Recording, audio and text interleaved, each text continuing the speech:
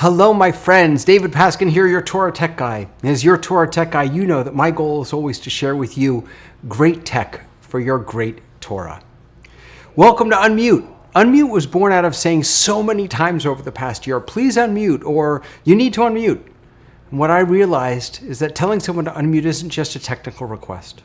The best Jewish education is when we lift up our students' voices and allow everyone to become a teacher of their Torah. So Unmute, this broadcast strives to amplify the voices of those who are unmuting their students and adding more voices to the Jewish narrative in digital space. So let's get started.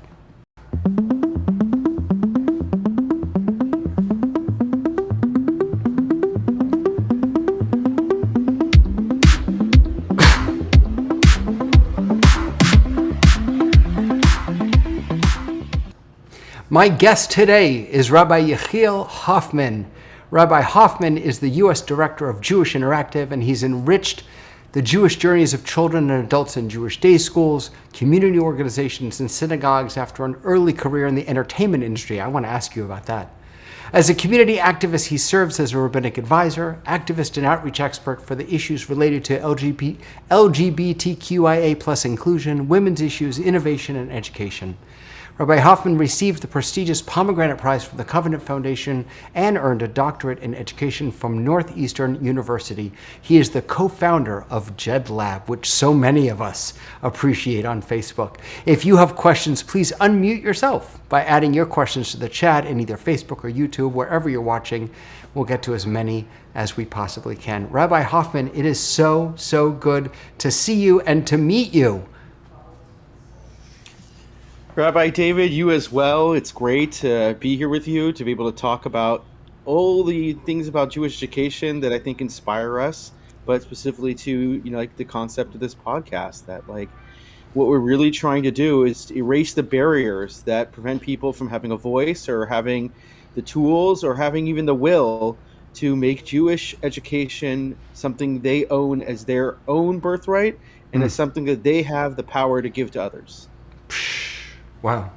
I have so many questions for you. Before we get to that, I'm fascinated. The entertainment work, what was that about? I mean, I went to film school in college. I sat there with my yeshiva in high school and writing screenplays, and that was going to be my way of bringing my Torah to the world. And I went to pursue that dream. And it was when working in the entertainment industry and really recognizing what it meant to represent myself as a Jew, and both how hard that was, but also how needed it was to bring Jewish values, to bring Jewish ethics, to bring a sense of what Jewish storytelling was. I realized that this is something I could do not just by making movies, and that Jewish education was going to be another way for me to do it. Now, it wasn't that simple of a transition, and there was definitely some grieving and mourning involved anytime you walk away from your initial dream. But after now, I think it's 17 years of working in Jewish education, I've come to realize how much I gained from those years working in the entertainment industry, and how much they taught me about what it means to be a creative professional, how much it means to be a collaborator, and how much it means to give people voice.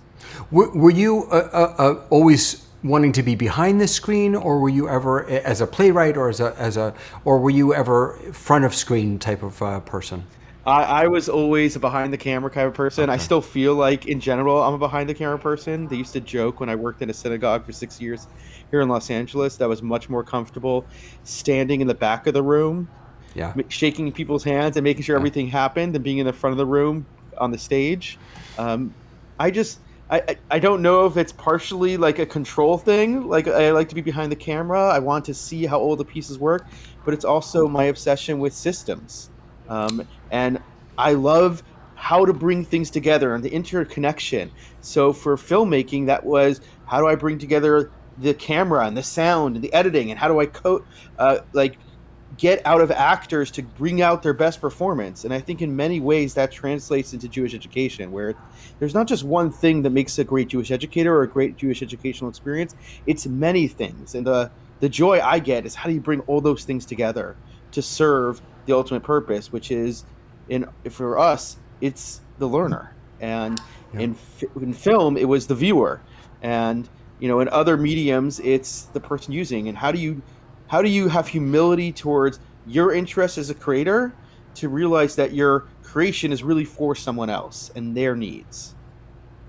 You know, the connection between film, being a viewer, and education and being a learner is fascinating for me, because one of the things that certainly in digital space that we find is that, you know, digital media is meant to be a passive experience for the most part.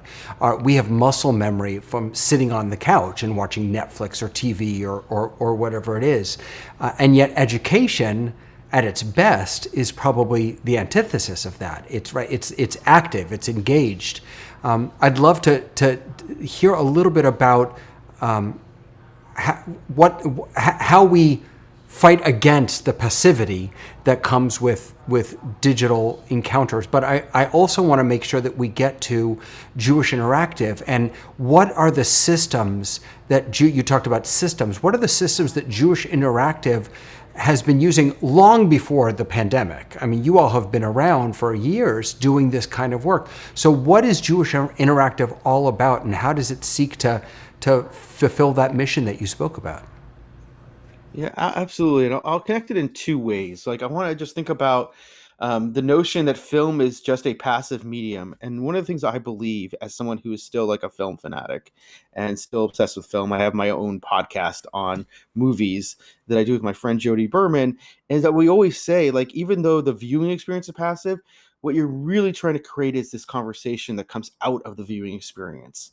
And I think the same thing was always there, even the most passive forms of Torah or Jewish learning, that even though we might perceive it as passive, what we're really trying to generate is this conversation that occurs after that transmission. Um, but I think what really struck me in my own development as a Jewish educator is realizing that technology that we have, particularly here in the 21st century, and I would say, I mean that both in terms of hardware and software, but I think also in our pedagogic evolution, is we've started to realize that we don't have to be limited to a passive experience in the learning experience itself, and then just say, oh, afterwards they'll take it to the next level. Um, and so with Jewish Interactive, when I came on board almost 2 years ago, what I really was hoping for is, how can we harness the amazing technology that's already available in for much of secular education and start to say, how do we elevate the experience of Jewish education in a few ways? One is for the teacher themselves, who's trying to find a way to connect with their students, to be relevant, to maximize the level of individualization or personalization. How can we give them tools to do that? And then on the second level, as a student, how can we make them more in charge of their learning? How can we give them choice and access so that they can be able to determine, both in terms of the content they're learning, but also understanding how effectively they're gaining new knowledge, that technology allows us to do by introducing them both to a large library of content, but also be able to do it in a gamified way that gets them to understand, oh, here's how I'm improving, here's where I still need help. And the third level that's really important is parents. I've always felt that parents have been left out of the Jewish educational enterprise. They've been mostly treated as consumers. And I've always believed that we need to find more ways to give choice to parents. And if we look at the way technology over the last 20 years has evolved, it's all about giving more power to the individual consumer. And I wanted parents to feel like they were more partners in the process of understanding and choosing what their kids were engaging with. That did mean that we're opening up things to new structures, that it's not going to be just about like, oh, I put my kid in a space for a certain period of time, but maybe there's other ways to get them to think about, what is Jewish learning I wanted to have happen in my house? Is it family oriented and not just individually oriented? Is it around certain topics? Is it happening at certain points in time? I think technology opens that. It's not the panacea. It's not the perfect pill, because I think technology has limitations, as we've seen in the past year. But like with anything, we need more experimentation. We need more people jumping in and being creative with it for us to understand how to use it best.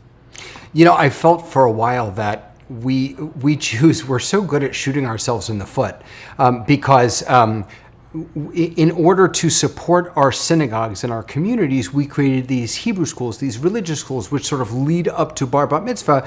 And then we said, well, you have to enroll your children in order to become bar bat mitzvah, which trained parents in this sort of this drive-through Judaism, right? This drop-off Judaism. You don't have to be responsible for your children's Jewish education. Leave that up to us. That's our job. And now we're at a place where we're trying to undo that. We're trying to say we are co-creators with you of your child's Jewish education, and you are vital to that experience. Not just, to me at least, it's more than you need to partner with us to make sure that your child logs in and does this. It's really about co-ownership. So we want the students to own their learning. We also want the parents to own some learning, their family's learning. Yeah, and I think the hard part is we also haven't given a space for parents in that stage of life in which they're learning that a lot of their choices are not going to be for themselves, but going to be for other people, which is often what you see in with parents who have kids 0 to 6, is we go too far in the other direction. We don't give them a space to learn and to be engaging and learning about how to be adults in that space. Yeah. And it's interesting because, I've done a lot of work now with moving traditions around the B'nai Mitzvah experience, thinking about the parents in the process, not just in the transaction or in the expectation. And one of the things I noticed is that some of them come to us and their kids turning 12, and it's been like 12 years since they ever thought about learning for themselves. And one of the reasons they end up placing these either unrealistic expectations, or I would even say low expectations on their kids, is because they haven't found any expectations for themselves within Judaism. And it's not just about modeling, it's about realizing that the best of Jewish learning has to offer is about a journey in life. It's not about a culmination in experience. Yeah. And part of the challenge, I think, of learning even in the digital space is this problem, where a lot of people see it as like I accumulated some piece of knowledge that I'm able to gather from a digital space, but where's the coaching? Where's the chavruta that's taking place between them and the material? So I really feel like what I would love to see synagogues, and for that matter, even day schools and camps, is start to consider the relationship they have with content that they're transmitting to people and the way that we support them in intersecting that within their lives. I think that's a really pivotal part, and why technology, or I would say everything about our digital lives is important, is because that's where people live now. Yeah. And the last year proved it. Last year wasn't like an anomaly. Last year was just an amplification of what already existed. Like from shopping for groceries to, going to synagogue on Zoom, it already existed. It was just a question of how far are people willing to take it when they had to. Now we have the question of, okay, how can we really think this through in terms of what this means through a Jewish lens, through an educational lens, and I would say even for that matter through a lifelong learning perspective. Another thing that last year did, which you mentioned earlier, is you talked about the sort of the democratization, that how everyone truly can be an owner or a creator of their own path, and I think that this past year also not only proved that, but amplified it, as you said. People could daven wherever they wanted. People could take classes wherever they wanted. I mean, we could do that before too, but none of us realized it, I guess. And for me, one of the most powerful realizations or celebrations, I guess I should say, is that I don't have to limit my offerings to just the teachers or the professionals that live in my area, that I can truly find the best people from anywhere, the best programs from anywhere, and bring them in. And Jewish Interactive is sort of exactly that. I mean, you don't live near me. In fact, I love the fact that the clock behind you, every time I look at it, I think that I'm 3 hours early to this program. I mean, this is... You should see my London and Israel clocks too, Right. I mean, Jewish Interactive has already for years... Hi, Wesley, by the way. Wesley Curry is here. He's saying hello. Jewish Interactive has for years tried to teach people, you don't need to go this alone. And even though we're not local, we can help. That we are better together. We can share resources, we can work together, we can learn from one another. For those who don't know, what is Jewish Interactive? I mean, right, on a sort of a pshat level? Yeah. So on just Jewish Interactive is an organization set up to really try to, as you said, create access for all Jews, regardless of geography, background, denominations, by creating Jewish learning tools. Our primary tool is a platform that you can access thousands and thousands of learning games across all different topics, from Hebrew to Jewish values to holidays to Israel. And then you have the opportunity to also use those materials if you're a teacher within a classroom, or if you're just a kid sitting at home and wanting to learn more about an upcoming holiday. We've also built out some other tools as well that complement these experiences and maybe offer a very specific kind of encounter. But predominantly, that's what we're trying to do. We're trying to say that, like, content right now can be accessed anywhere. And if we can put it into a form that's engaging for a student, that's useful for an educator, we're more likely to get them to think about, how do I get people to engage outside of the 1 hour I might have access to them? I think also one of the things we're wanting to think about, which is, I think, really important to your point about democratization of Jewish education, is we are breaking down the boundaries between local and regional and global. And as you said, you, Rabbi David, who might be based in one region, now can reach many other people. It's not because you didn't have the tools to be able to Right. broadcast yourself in the past.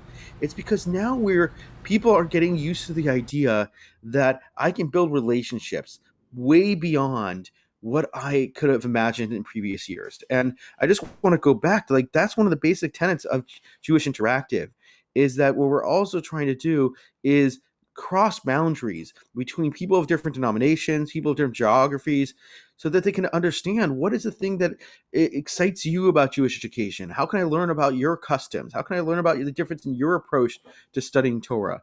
Because I think that makes us have access to other ways to approach things than oftentimes we do from just the one locality that we live in, the one rabbi or teacher that we get exposed to. Um, and I was also just thinking about, like, you mentioned I'm the co-founder of JedLab with Ken Gordon, and I worked very closely with quite a few of the moderators over the years who really helped us, primarily Sarah Shapiro-Plevin, who was one of the people who really stepped up to work with Ken and I. And one of the tenets that we had for that is that we saw the teachers were very curious and also had big problems to solve, but they had nobody to solve them with. And technology in all these forms, what it does is it doesn't solve the problem for us. It just solves the problem that gets us to the problem solving stage, which is, how do we find the people that have the skills, the tenacity, and the will to work together to create this better vision that we have, even if we can't do it together. I want to empower parents to be part of that conversation. 10 years ago, when we started JedLab, it was about, how do we just get educators to do that? Yeah. And I think to a good degree we've succeeded. But what we still want to do is say that every Jewish parent deserves to be a part of that conversation too. That for too long, it's kind of been, they have to accept whatever their local rabbi is willing to offer them.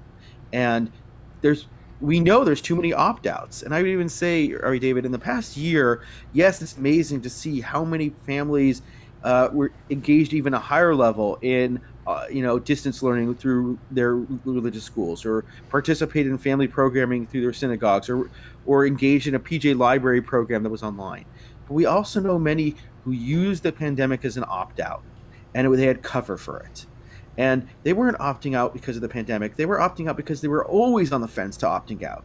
It's now they had a way to rationalize their own guilt that was driving them in. I want to create guilt-free Jewish education. Like, let's make it as easy and accessible as possible for people to access something. And then with Jewish Interactive, that's one way to do that. By saying, we can put it on your iPad, on your computer, in your home, at your time, and you can do this at your own discretion. The challenge is, many parents don't know where to start. They don't have master's degrees in Jewish education. They're not rabbis. So they feel like, how would I know what my kid should learn? But the truth is, parents do know. You just have to, we have to find a way to talk with them, to coach them. And I think PJ Library actually is one of the more successful organizations in building the local connectors that help people do that, who don't have that access, to figure out what they need. And there's great data coming from them about what they want. And I think we have to consider, what does that look like in the next 5 years? How do we really, I know we're all enjoying like the data we got from the Pew study, but I think we need to start gathering some more data. And those of us working in the digital space have the opportunity to gather that data maybe more effectively than those working just in more analog environments. Yeah. I love the guilt-free education piece. That's so beautiful. So since you've been doing this pre-pandemic, what has had to change over, or not maybe not had to, but how has Jewish Interactive shifted or changed or adapted over the past year in ways that maybe you didn't expect it to? Yeah, I think the biggest way we've had to change is that originally we were creating complementary materials. Like, so if you wanted to learn about Shabbat, we had a game for Shabbat. If you wanted to teach about Hebrew, we had games for Hebrew.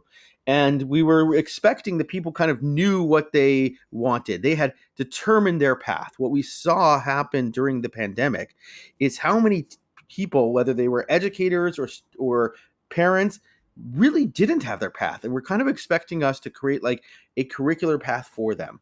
And so one of the things we've had to really work on in the past year is to kind of really pivot quickly to provide ways to generate learning journeys for people. We were kind of assuming we could provide the content material in a highly sophisticated, fun, engaging way, and that would fit into what other people's plans were. And we realized how many people are looking to us to create their plan for them. And even as we're coming out of the pandemic and entering into this new phase this coming year, we're still getting a lot of people interested in us doing that for them. So we're actually preparing to launch a whole new platform that we were developing before the pandemic. And we'll have many features that will enhance the offerings that we already have available. But one of the big pieces of this is going to be, and what we learned through the pandemic, is that people really want there to be some way to generate a learning journey for them. And what we're hoping to do is through technology is that learning journey will have a way of being adaptable to the person as their progress goes, so that as their interests change, it will shift their learning journey as well. Because we recognize nobody's on a linear trajectory. We see as students, it's much more spiraled and sometimes even a little messy. And we want to be able to accommodate for that. And in some ways, we will work with teachers to build that. In some ways, we're going to have to do it where it's going to be a little more automated. Because that's what parents want. And that adaptability.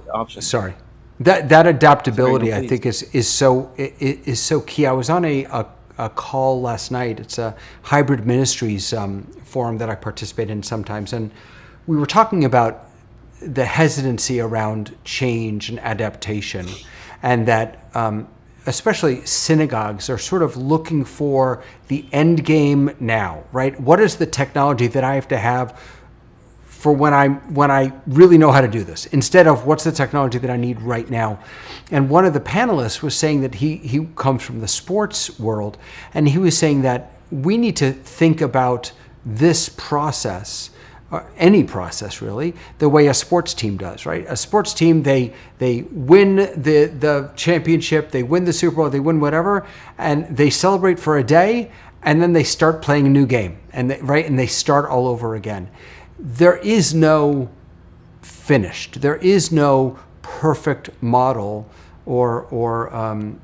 because each individual themselves is also learning and growing and changing.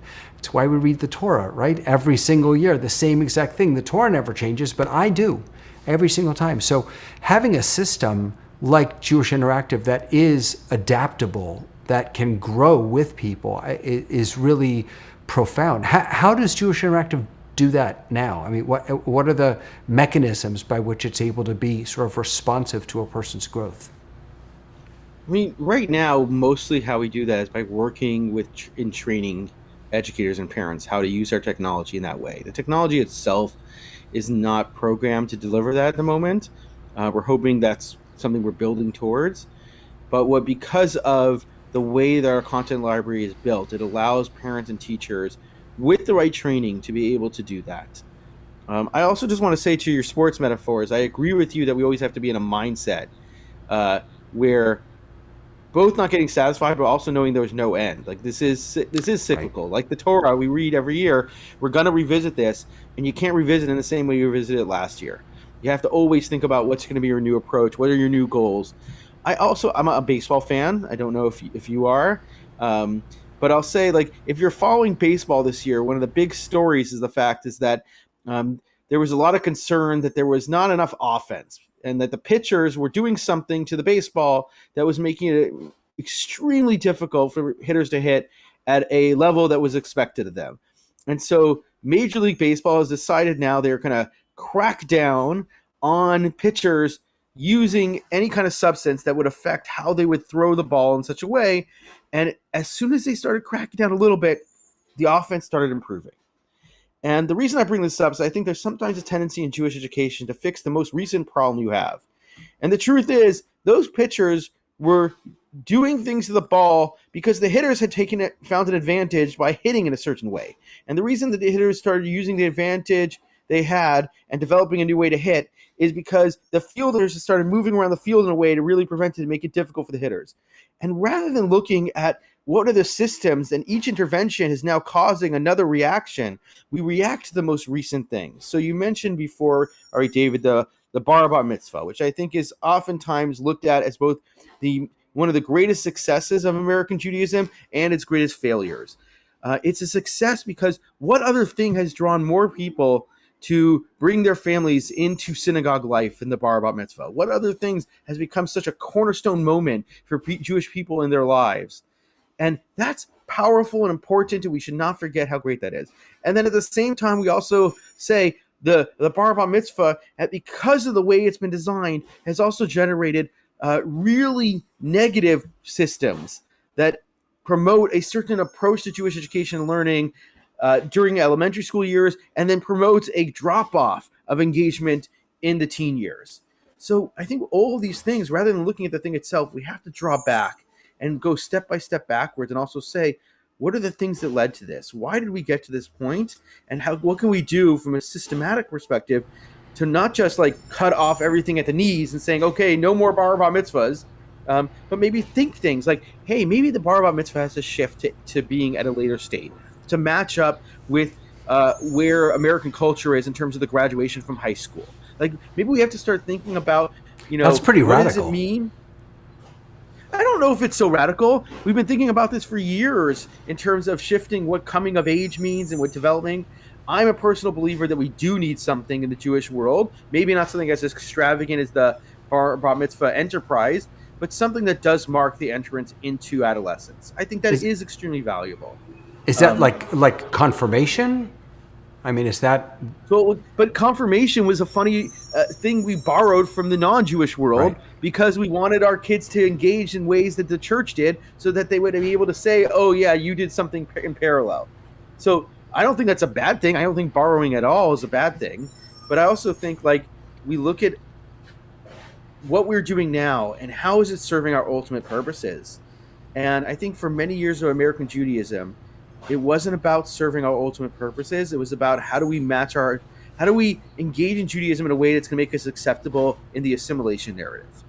And now we're seeing a pullback from that in all the denominations, even in the spaces outside the denominations, where it's like, okay, tribalism is back. And how do we get people to feel connected to Judaism? So I'm very curious what we're going to learn from the past year about the way that the digital enterprise has informed how people are thinking of bar bat mitzvah. I got to tell you, I'm a big fan of getting kids off the bima. And I love the fact that in this past year, many families did things digitally, which wasn't about the kid being on a bima in front of 500 people they didn't know. I've never understood. I've never understood why the value in a family who never goes to shul marking this momentous occasion in shul, like on the bima, in tefillah. I had a student, God, many years ago, who was actually, she had some learning things and she was not able to stand in front of a group and speak, but she wrote vociferously. She loved writing. She wrote books and books and books and books and books.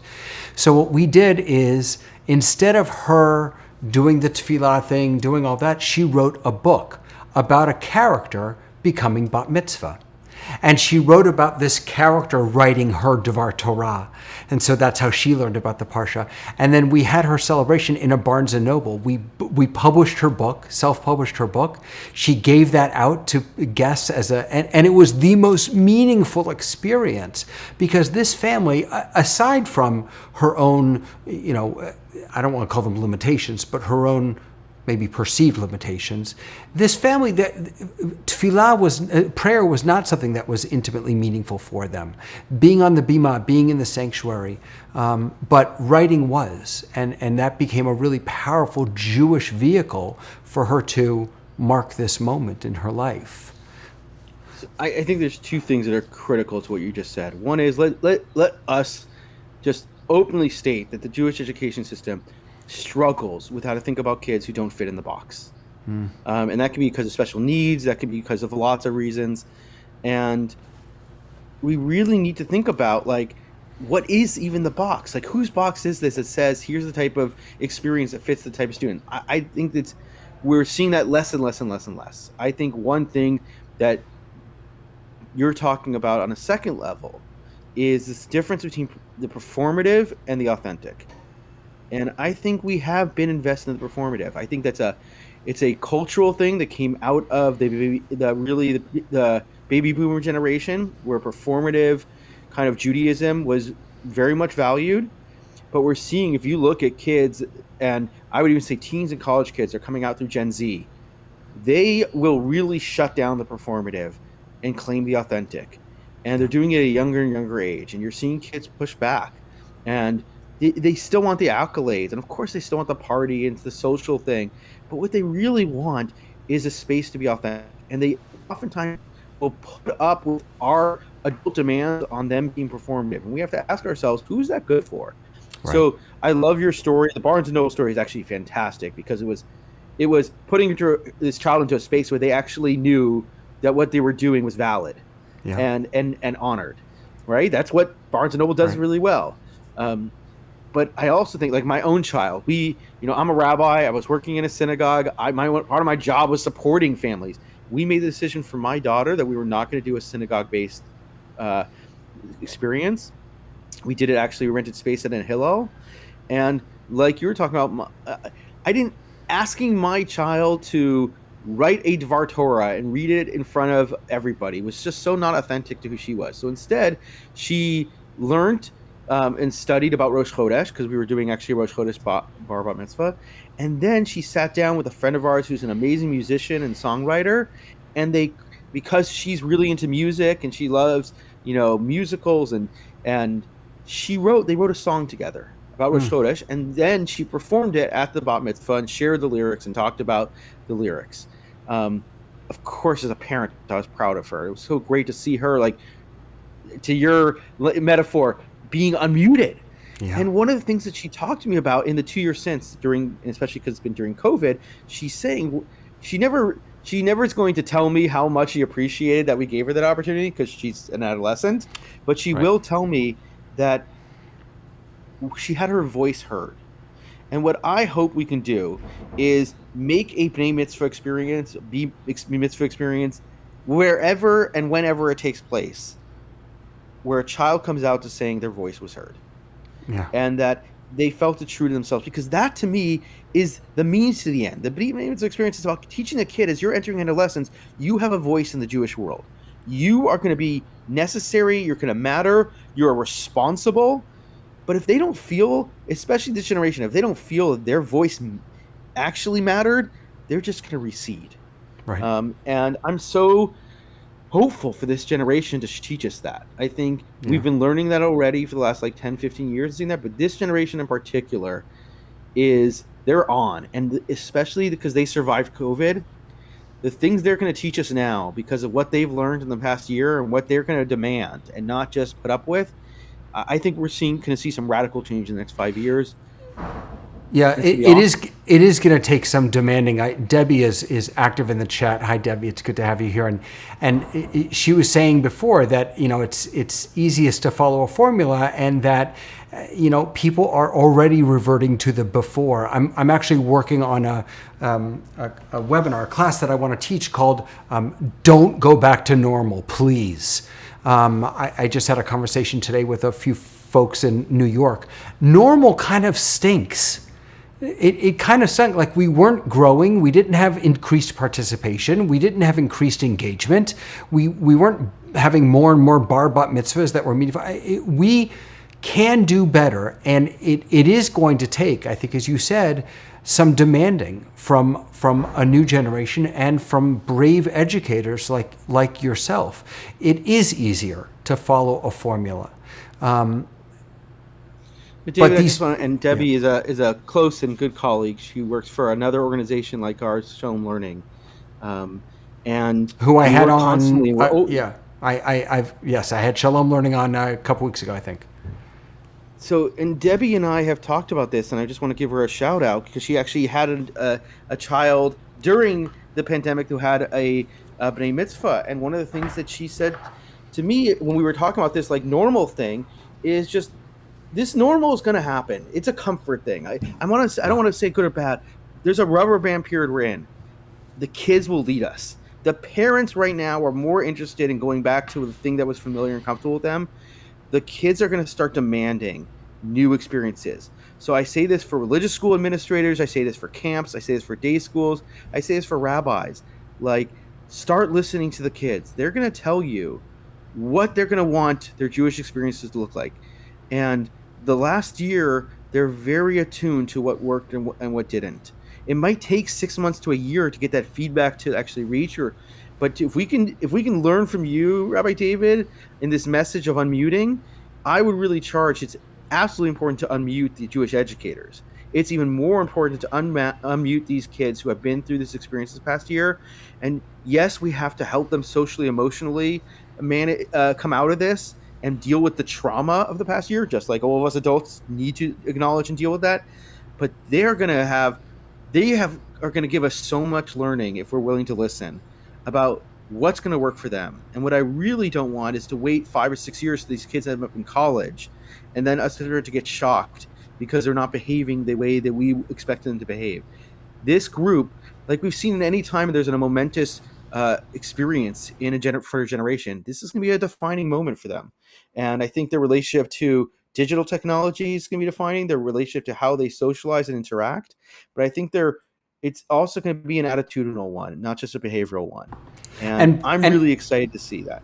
And by the way, for those people who are afraid that, digital learning or digital davening, or, that digital is going to take over the physical, the on-site experiences, that's not what I'm hearing from my students. A lot of my students are eager to come back on site and be in the same physical space together. So I don't think we need to be afraid of the feedback and the guidance and the leadership that they're going to provide.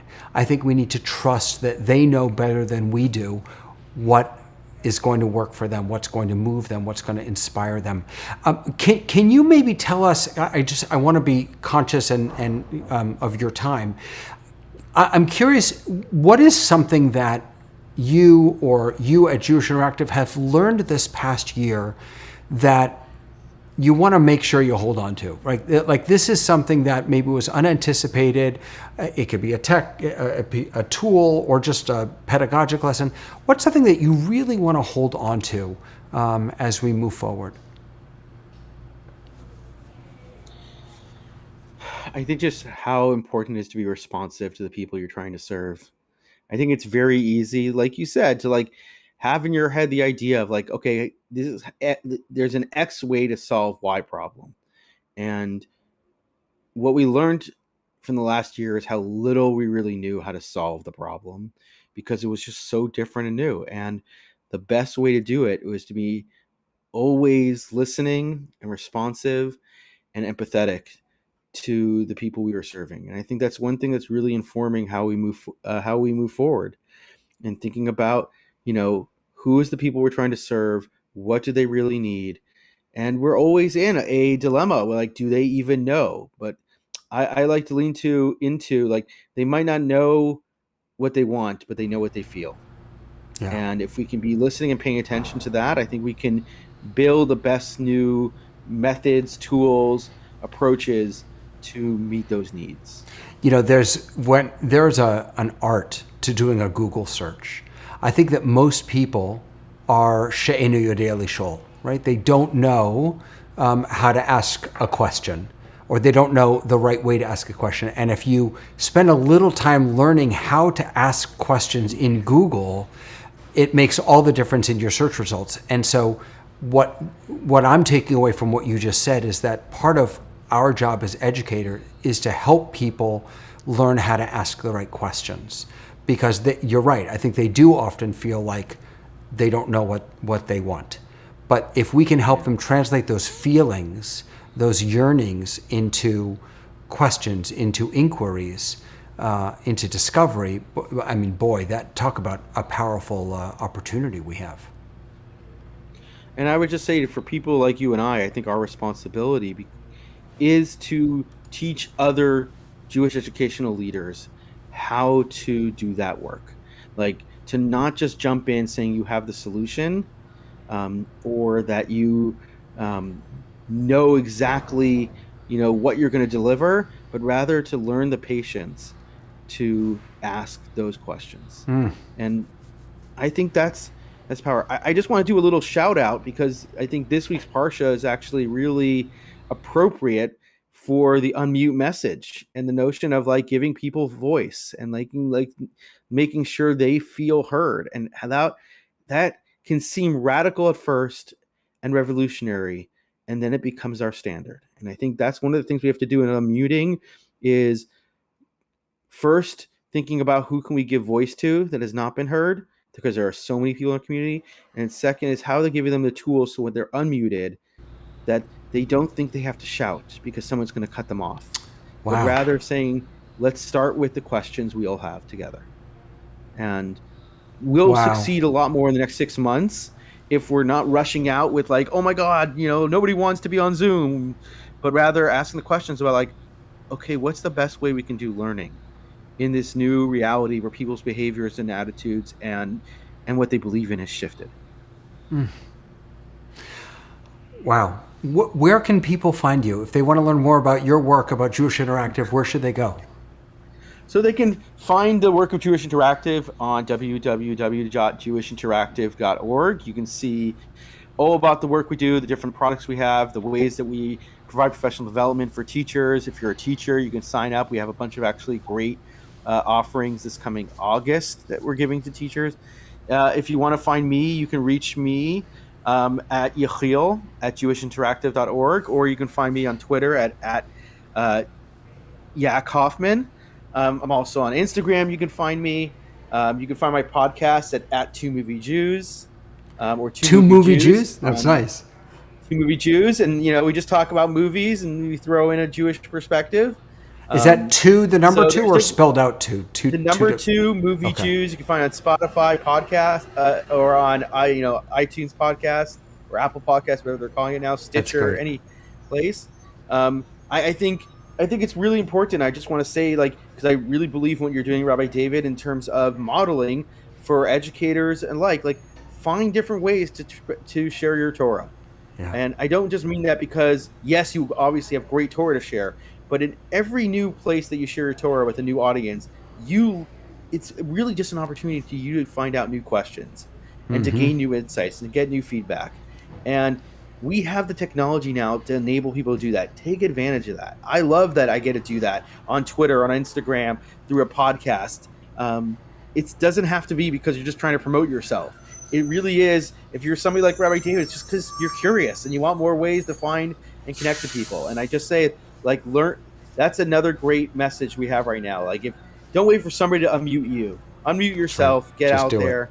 Make it happen. Just do it. I can't tell. I mean, in the beginning, I kind of cared if people were watching these. Now I don't, because it's all about me. I learned so much from you and from everyone who comes on. It's amazing. I'm so grateful for your time, Rabbi Hoffman. It's fantastic. It's been such a pleasure. Thank you. Oh, you're so welcome. So everyone, please do go visit jewishinteractive.org. Check out the Two Movie Jews. Check